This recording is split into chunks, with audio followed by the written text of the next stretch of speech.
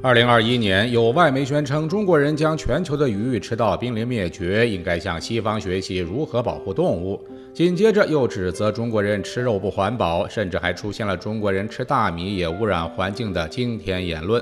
西方国家对中国的环保要求那么高，他们自己是怎么做的？难道真的比和尚还素，不吃半点荤腥？这里是知识天梯。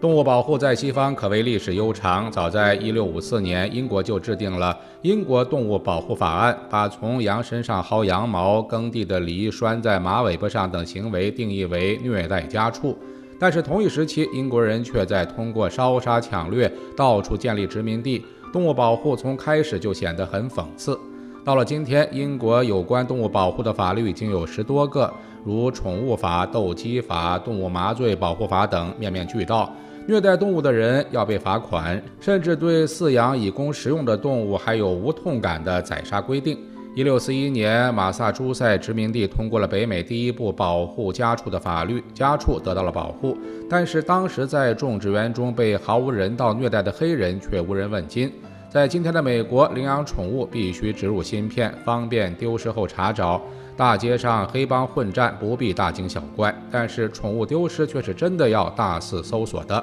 1936年，德国出台世界上第一部完整的动物保护法案《帝国动物保护法案》，规定不能烹饪活的鱼、螃蟹和龙虾，否则有牢狱之灾。一方面保护动物不受虐待，另一方面却大肆屠杀600万犹太人，行为分裂到令人啧舌。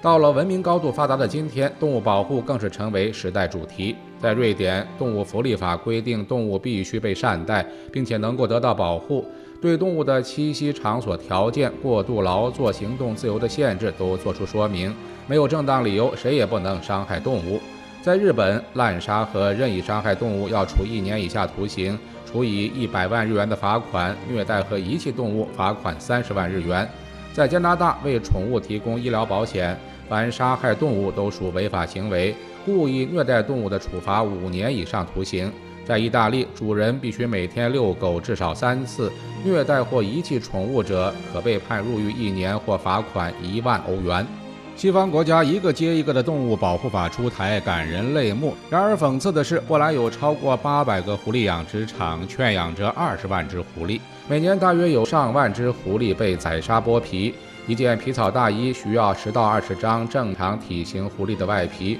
为了催肥，狐狸永远被关在笼子里持续喂养，直到皮长到最大面积，而此时的体重是正常狐狸的5倍以上。丹麦是全球最大的水貂皮生产基地之一，每年超过1300万只水貂被屠杀。新冠疫情期间，为防止动物传染，全国一次性屠杀了1500万只水貂。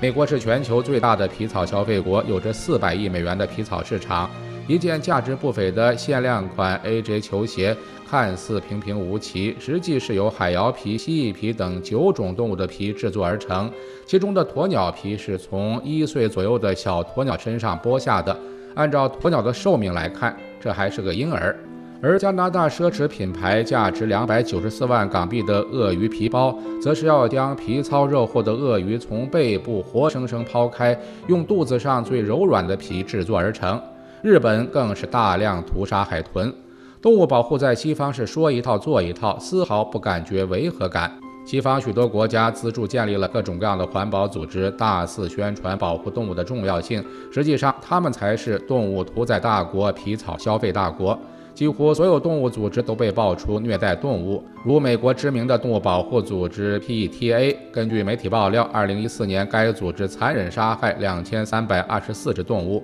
根据推断，仅仅在他们的总部就有25000只动物被杀。为了骗取群众同情心，他们将过程拍摄成视频，大肆宣扬，吸引大家争相捐款，从而赚得盆满钵满。保护动物真的是一项稳赚不赔的好生意。2021年6月，一位大 V 科普博主赛雷华金爆料，自己收到了美国 NGO 公益组织发出的合作邀请，名义上赞助制作所谓的中国海洋保护科普短视频，实则是借机污蔑中国的环保事业。2021年8月，世界著名地理杂志 Nature 发布了一篇名为《中国多吃土豆会有什么影响？答案可能影响到地球的气候》的文章。核心思想就是中国人最好吃土豆，如果继续吃大米，会加快全球温室效应。此外，还发布过中国人不能再吃肉，吃肉会导致环境污染，实则是为了宣传他们的人工合成素肉。在国际上打造瑞典17岁的环保少女格雷塔·通贝里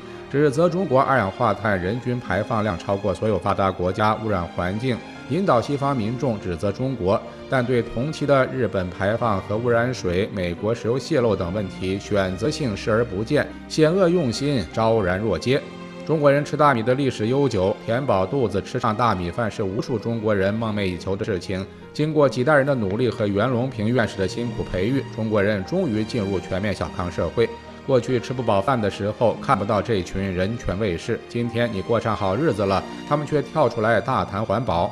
中国人用全球7%的耕地养活了近20%的人口，他们说三道四。世界人口5%的美国人消费了世界上50%的能源，他们又看不到了，如此双标令人耻笑。在中国即将实现碳中和目标的今天，曾经嚷嚷着低碳环保多重要的西方却集体沉默了，仿佛从来没有过这件事。中国正在用实际行动疯狂打脸这些自称文化先进的文明国家。在西方标榜自由平等，现实却是人与人之间的平权无人关心，但是动物与人平权倒是口号满天，不仅洗脑本国居民，还妄想煽动中国人民。但中国不是美国支流，在这片土地上，只有百姓为中心的人民当家作主。知识 TNT 专注你不知道的食物科普，我们下期再见。